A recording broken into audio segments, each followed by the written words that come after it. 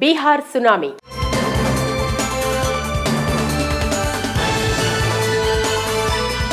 రెండు 2025 బీహార్ శాసనసభ ఎన్నికల ఫలితాలు ఆ రాష్ట్ర రాజకీయ చరిత్రలో ఒక నూతన అధ్యాయాన్ని లిఖించాయి.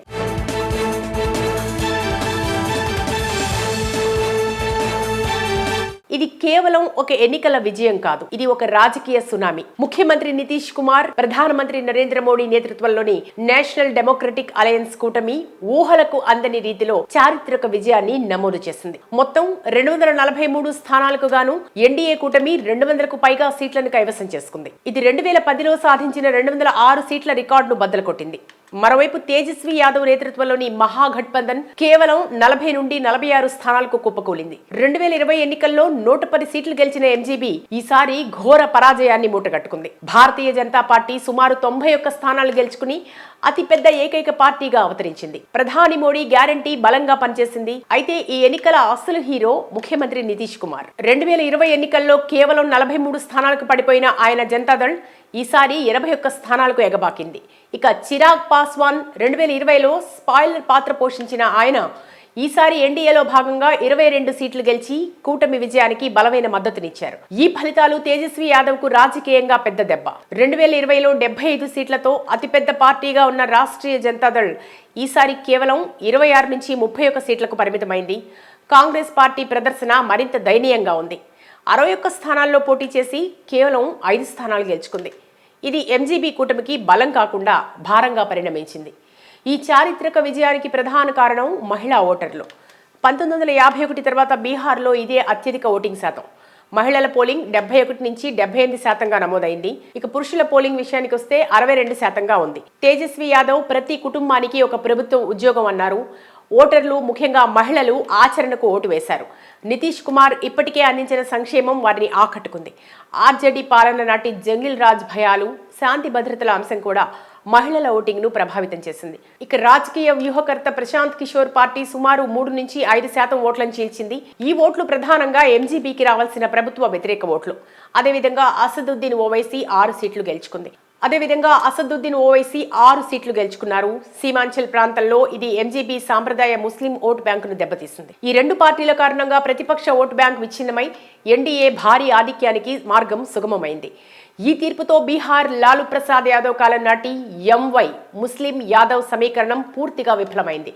దానికి బదులుగా నితీష్ కుమార్ నిర్మించిన మహిళా ప్లస్ ఈబీసీ కూటమి గెలిచింది. 1990లలో లాలూ సామాజిక న్యాయ నినాదం ఇచ్చారు. 2005 నుండి నితీష్ కుమార్ సుశాసన్ నమూనాను అమలు చేస్తున్నారు. 2025లో ఈ తీర్పు కుల గుర్తింపు రాజకీయాల నుండి లబ్ధిదారు రాజకీయాలకు బీహార్ మారుతోందని స్పష్టం చేస్తోంది. ఈ ఫలితాలు జాతీయ రాజకీయాలకు స్పష్టమైన సందేశం పంపుతున్నాయి. 2024 లోక్సభ ఫలితాల తర్వాత ఈ విజయం ఎన్డీఏ కూటమికి కొత్త ఊపునిచ్చింది. ప్రతిపక్ష ఇండియా కూటమి వ్యూహాత్మకంగా విఫలమైంది.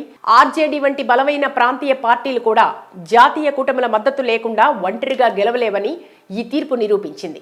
జేడీయూ, ఎల్జేపీ వంటి పార్టీల మనుగడ జాతీయ కూటములతో పొత్తు పెట్టుకోవడంపైనే ఆధారపడి ఉంటుందని స్పష్టమైంది. మొత్తం మీద బీహార్ ప్రజలు భవిష్యత్తు వాగ్దానాల కంటే వర్తమాన డెలివరీకి పట్టం కట్టారు. ఉద్యోగం, ఆశల కంటే సంక్షేమం అందించిన స్థిరత్వానికే వారు ఓటు వేశారు. బీహార్ సునామీ.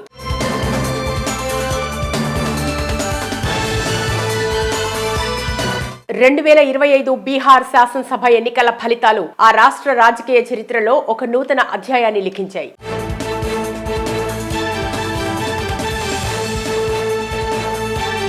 ఇది కేవలం ఒక ఎన్నికల విజయం కాదు, ఇది ఒక రాజకీయ సునామీ. ముఖ్యమంత్రి నితీష్ కుమార్, ప్రధానమంత్రి నరేంద్ర మోడీ నేతృత్వంలోని నేషనల్ డెమోక్రటిక్ అలయన్స్ కూటమి ఊహలకు అందని రీతిలో చారిత్రక విజయాన్ని నమోదు చేసింది. మొత్తం 243 స్థానాలకు గాను ఎన్డీఏ కూటమి 200కు పైగా సీట్లను కైవసం చేసుకుంది. ఇది 2010లో సాధించిన 206 సీట్ల రికార్డును బద్దలు కొట్టింది.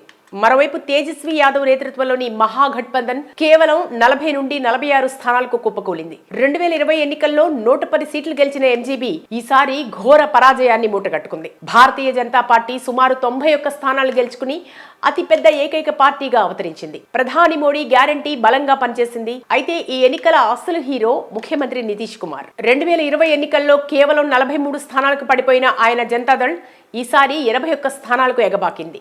ఇక చిరాగ్ పాస్వాన్ 2020లో స్పాయిలర్ పాత్ర పోషించిన ఆయన ఈసారి ఎన్డీఏలో భాగంగా 22 సీట్లు గెలిచి కూటమి విజయానికి బలమైన మద్దతునిచ్చారు. ఈ ఫలితాలు తేజస్వి యాదవ్ కు రాజకీయంగా పెద్ద దెబ్బ. 2020లో 75 సీట్లతో అతిపెద్ద పార్టీగా ఉన్న రాష్ట్రీయ జనతాదళ్ ఈసారి కేవలం 26 నుంచి 31 సీట్లకు పరిమితమైంది.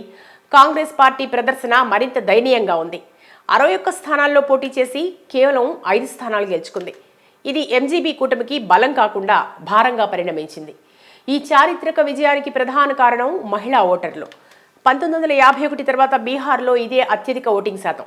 మహిళల పోలింగ్ 71 నుంచి 78% నమోదైంది. ఇక పురుషుల పోలింగ్ విషయానికి వస్తే 62% ఉంది. తేజస్వి యాదవ్ ప్రతి కుటుంబానికి ఒక ప్రభుత్వ ఉద్యోగం అన్నారు. ఓటర్లు ముఖ్యంగా మహిళలు ఆచరణకు ఓటు వేశారు. నితీష్ కుమార్ ఇప్పటికే అందించిన సంక్షేమం వారిని ఆకట్టుకుంది. ఆర్జేడీ పాలన నాటి జంగిల్ రాజ్ భయాలు, శాంతి భద్రతల అంశం కూడా మహిళల ఓటింగ్ ను ప్రభావితం చేసింది. ఇక రాజకీయ వ్యూహకర్త ప్రశాంత్ కిషోర్ పార్టీ సుమారు 3 నుంచి 5% ఓట్లను చీల్చింది. ఈ ఓట్లు ప్రధానంగా ఎంజీబీకి రావాల్సిన ప్రభుత్వ వ్యతిరేక ఓట్లు. అదేవిధంగా అసదుద్దీన్ ఓవైసీ 6 సీట్లు గెలుచుకున్నారు. సీమాంచల్ ప్రాంతంలో ఇది ఎంజీబీ సాంప్రదాయ ముస్లిం ఓటు బ్యాంకును దెబ్బతీసింది. ఈ రెండు పార్టీల కారణంగా ప్రతిపక్ష ఓటు బ్యాంక్ విచ్ఛిన్నమై ఎన్డీఏ భారీ ఆధిక్యానికి మార్గం సుగమమైంది. ఈ తీర్పుతో బీహార్ లాలూ ప్రసాద్ యాదవ్ కాలం నాటి ఎంవై ముస్లిం యాదవ్ సమీకరణం పూర్తిగా విఫలమైంది. దానికి బదులుగా నితీష్ కుమార్ నిర్మించిన మహిళా ప్లస్ ఈబీసీ కూటమి గెలిచింది. 1990లలో లాలూ సామాజిక న్యాయ నినాదం ఇచ్చారు. 2005 నుండి నితీష్ కుమార్ సుశాసన్ నమూనాను అమలు చేస్తున్నారు. 2025లో ఈ తీర్పు కుల గుర్తింపు రాజకీయాల నుండి లబ్ధిదారు రాజకీయాలకు బీహార్ మారుతోందని స్పష్టం చేస్తోంది. ఈ ఫలితాలు జాతీయ రాజకీయాలకు స్పష్టమైన సందేశం పంపుతున్నాయి. 2024 లోక్సభ ఫలితాల తర్వాత ఈ విజయం ఎన్డీఏ కూటమికి కొత్త ఊపునిచ్చింది. ప్రతిపక్ష ఇండియా కూటమి వ్యూహాత్మకంగా విఫలమైంది. ఆర్జేడీ వంటి బలమైన ప్రాంతీయ పార్టీలు కూడా జాతీయ కూటమిల మద్దతు లేకుండా ఒంటరిగా గెలవలేవని ఈ తీర్పు నిరూపించింది. జేడీయూ, ఎల్జేపీ వంటి పార్టీల మనుగడ జాతీయ కూటములతో పొత్తు పెట్టుకోవడంపైనే ఆధారపడి ఉంటుందని స్పష్టమైంది. మొత్తం మీద బీహార్ ప్రజలు భవిష్యత్తు వాగ్దానాల కంటే వర్తమాన డెలివరీకి పట్టం కట్టారు. ఉద్యోగం, ఆశల కంటే సంక్షేమం అందించిన స్థిరత్వానికే వారు ఓటు వేశారు. బీహార్ సునామీ.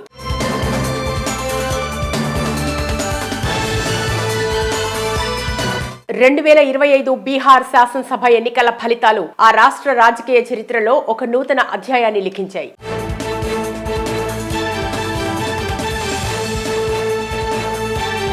ఇది కేవలం ఒక ఎన్నికల విజయం కాదు, ఇది ఒక రాజకీయ సునామీ. ముఖ్యమంత్రి నితీష్ కుమార్, ప్రధానమంత్రి నరేంద్ర మోడీ నేతృత్వంలోని నేషనల్ డెమోక్రటిక్ అలయన్స్ కూటమి ఊహలకు అందని రీతిలో చారిత్రక విజయాన్ని నమోదు చేసింది. మొత్తం 243 స్థానాలకు గాను ఎన్డీఏ కూటమి 200కు పైగా సీట్లను కైవసం చేసుకుంది. ఇది 2010లో సాధించిన 206 సీట్ల రికార్డును బద్దలు కొట్టింది. మరోవైపు తేజస్వి యాదవ్ నేతృత్వంలోని మహాగఠబంధన్ కేవలం 40 నుండి 46 స్థానాలకు కుప్పకూలింది. 2020 ఎన్నికల్లో 110 సీట్లు గెలిచిన ఎంజీబీ ఈసారి ఘోర పరాజయాన్ని మూటగట్టుకుంది. భారతీయ జనతా పార్టీ సుమారు 91 స్థానాలు గెలుచుకుని అతిపెద్ద ఏకైక పార్టీగా అవతరించింది. ప్రధాని మోడీ గ్యారంటీ బలంగా పనిచేసింది. అయితే ఈ ఎన్నికల అసలు హీరో ముఖ్యమంత్రి నితీష్ కుమార్. 2020 ఎన్నికల్లో కేవలం 43 స్థానాలకు పడిపోయిన ఆయన జనతాదళ్ ఈసారి 81 స్థానాలకు ఎగబాకింది.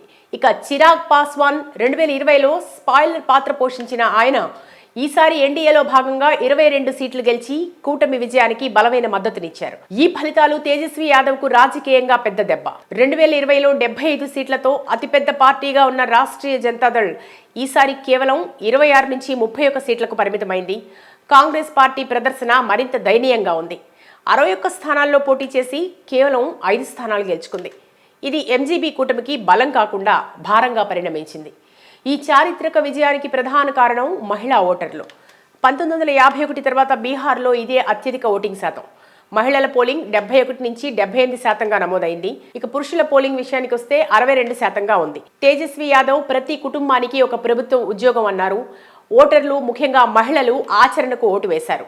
నితీష్ కుమార్ ఇప్పటికే అందించిన సంక్షేమం వారిని ఆకట్టుకుంది. ఆర్జేడీ పాలన నాటి జంగిల్ రాజ్ భయాలు, శాంతి భద్రతల అంశం కూడా మహిళల ఓటింగ్ ను ప్రభావితం చేసింది. ఇక రాజకీయ వ్యూహకర్త ప్రశాంత్ కిషోర్ పార్టీ సుమారు 3 నుంచి 5% ఓట్లను చీల్చింది. ఈ ఓట్లు ప్రధానంగా ఎంజీబీకి రావాల్సిన ప్రభుత్వ వ్యతిరేక ఓట్లు. అదేవిధంగా అసదుద్దీన్ ఓవైసీ 6 సీట్లు గెలుచుకుంది. అదేవిధంగా అసదుద్దీన్ ఓవైసీ 6 సీట్లు గెలుచుకున్నారు. సీమాంచల్ ప్రాంతంలో ఇది ఎంజీబీ సాంప్రదాయ ముస్లిం ఓటు బ్యాంకును దెబ్బతీసింది. ఈ రెండు పార్టీల కారణంగా ప్రతిపక్ష ఓటు బ్యాంకు విచ్ఛిన్నమై ఎన్డీఏ భారీ ఆధిక్యానికి మార్గం సుగమమైంది. ఈ తీర్పుతో బీహార్ లాలూ ప్రసాద్ యాదవ్ కాలం నాటి ఎంవై ముస్లిం యాదవ్ సమీకరణం పూర్తిగా విఫలమైంది.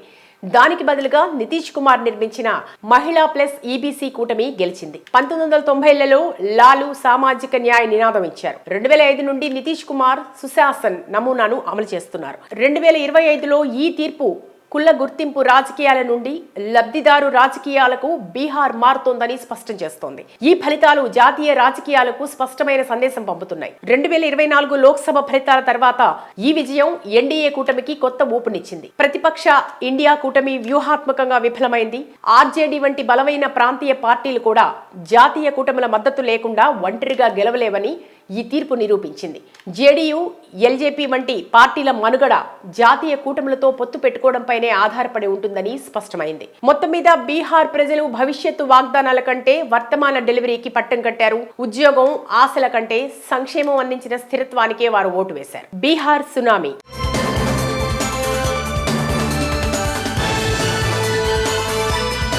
2025 బీహార్ శాసనసభ ఎన్నికల ఫలితాలు ఆ రాష్ట్ర రాజకీయ చరిత్రలో ఒక నూతన అధ్యాయాన్ని లిఖించాయి.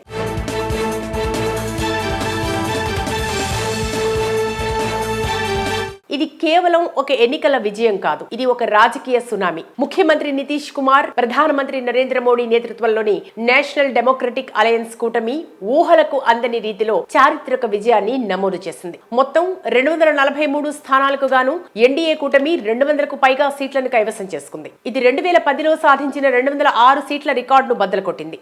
మరోవైపు తేజస్వి యాదవ్ నేతృత్వంలోని మహాగఠబంధన్ కేవలం 40 నుండి 46 స్థానాలకు కుప్పకూలింది. 2020 ఎన్నికల్లో 110 సీట్లు గెలిచిన ఎంజీబీ ఈసారి ఘోర పరాజయాన్ని మూటగట్టుకుంది. భారతీయ జనతా పార్టీ సుమారు 91 స్థానాలు గెలుచుకుని అతిపెద్ద ఏకైక పార్టీగా అవతరించింది. ప్రధాని మోడీ గ్యారంటీ బలంగా పనిచేసింది. అయితే ఈ ఎన్నికల అసలు హీరో ముఖ్యమంత్రి నితీష్ కుమార్. 2020 ఎన్నికల్లో కేవలం 43 స్థానాలకు పడిపోయిన ఆయన జనతాదళ్ ఈసారి 81 స్థానాలకు ఎగబాకింది. ఇక చిరాగ్ పాస్వాన్ 2020లో స్పాయిలర్ పాత్ర పోషించిన ఆయన ఈసారి ఎన్డీఏలో భాగంగా 22 సీట్లు గెలిచి కూటమి విజయానికి బలమైన మద్దతునిచ్చారు. ఈ ఫలితాలు తేజస్వి యాదవ్ కు రాజకీయంగా పెద్ద దెబ్బ. 2020లో 75 సీట్లతో అతిపెద్ద పార్టీగా ఉన్న రాష్ట్రీయ జనతాదళ్ ఈసారి కేవలం 26 నుంచి 31 సీట్లకు పరిమితమైంది. కాంగ్రెస్ పార్టీ ప్రదర్శన మరింత దయనీయంగా ఉంది. 61 స్థానాల్లో పోటీ చేసి కేవలం 5 స్థానాలు గెలుచుకుంది. ఇది ఎంజీబీ కూటమికి బలం కాకుండా భారంగా పరిణమించింది. ఈ చారిత్రక విజయానికి ప్రధాన కారణం మహిళా ఓటర్లు. 1951 తర్వాత బీహార్లో ఇదే అత్యధిక ఓటింగ్ శాతం. మహిళల పోలింగ్ 71 నుంచి 78% నమోదైంది. ఇక పురుషుల పోలింగ్ విషయానికి వస్తే 62% ఉంది. తేజస్వి యాదవ్ ప్రతి కుటుంబానికి ఒక ప్రభుత్వ ఉద్యోగం అన్నారు. ఓటర్లు, ముఖ్యంగా మహిళలు ఆచరణకు ఓటు వేశారు. నితీష్ కుమార్ ఇప్పటికే అందించిన సంక్షేమం వారిని ఆకట్టుకుంది. ఆర్జేడీ పాలన నాటి జంగిల్ రాజ్ భయాలు, శాంతి భద్రతల అంశం కూడా మహిళల ఓటింగ్ ను ప్రభావితం చేసింది. ఇక రాజకీయ వ్యూహకర్త ప్రశాంత్ కిషోర్ పార్టీ సుమారు 3 నుంచి 5% ఓట్లను చీల్చింది. ఈ ఓట్లు ప్రధానంగా ఎంజీబీకి రావాల్సిన ప్రభుత్వ వ్యతిరేక ఓట్లు. అదేవిధంగా అసదుద్దీన్ ఓవైసీ 6 సీట్లు గెలుచుకున్నారు. సీమాంచల్ ప్రాంతంలో ఇది ఎంజీబీ సాంప్రదాయ ముస్లిం ఓటు బ్యాంకును దెబ్బతీసింది. ఈ రెండు పార్టీల కారణంగా ప్రతిపక్ష ఓటు బ్యాంకు విచ్ఛిన్నమై ఎన్డీఏ భారీ ఆధిక్యానికి మార్గం సుగమమైంది. ఈ తీర్పుతో బీహార్ లాలూ ప్రసాద్ యాదవ్ కాలం నాటి ఎంవై ముస్లిం యాదవ్ సమీకరణం పూర్తిగా విఫలమైంది. దానికి బదులుగా నితీష్ కుమార్ నిర్మించిన మహిళా ప్లస్ ఈబీసీ కూటమి గెలిచింది. 1990లలో లాలూ సామాజిక న్యాయ నినాదం ఇచ్చారు. 2005 నుండి నితీష్ కుమార్ సుశాసన్ నమూనాను అమలు చేస్తున్నారు. 2025లో ఈ తీర్పు కుల గుర్తింపు రాజకీయాల నుండి లబ్ధిదారు రాజకీయాలకు బీహార్ మారుతోందని స్పష్టం చేస్తోంది. ఈ ఫలితాలు జాతీయ రాజకీయాలకు స్పష్టమైన సందేశం పంపుతున్నాయి. 2024 లోక్సభ ఫలితాల తర్వాత ఈ విజయం ఎన్డీఏ కూటమికి కొత్త ఊపునిచ్చింది. ప్రతిపక్ష ఇండియా కూటమి వ్యూహాత్మకంగా విఫలమైంది. ఆర్జేడీ వంటి బలమైన ప్రాంతీయ పార్టీలు కూడా జాతీయ కూటమిల మద్దతు లేకుండా ఒంటరిగా గెలవలేవని ఈ తీర్పు నిరూపించింది. జేడీయూ, ఎల్జేపీ వంటి పార్టీల మనుగడ జాతీయ కూటములతో పొత్తు పెట్టుకోవడంపైనే ఆధారపడి ఉంటుందని స్పష్టమైంది. మొత్తం మీద బీహార్ ప్రజలు భవిష్యత్తు వాగ్దానాల కంటే వర్తమాన డెలివరీకి పట్టం కట్టారు. ఉద్యోగం, ఆశల కంటే సంక్షేమం అందించిన స్థిరత్వానికే వారు ఓటు వేశారు.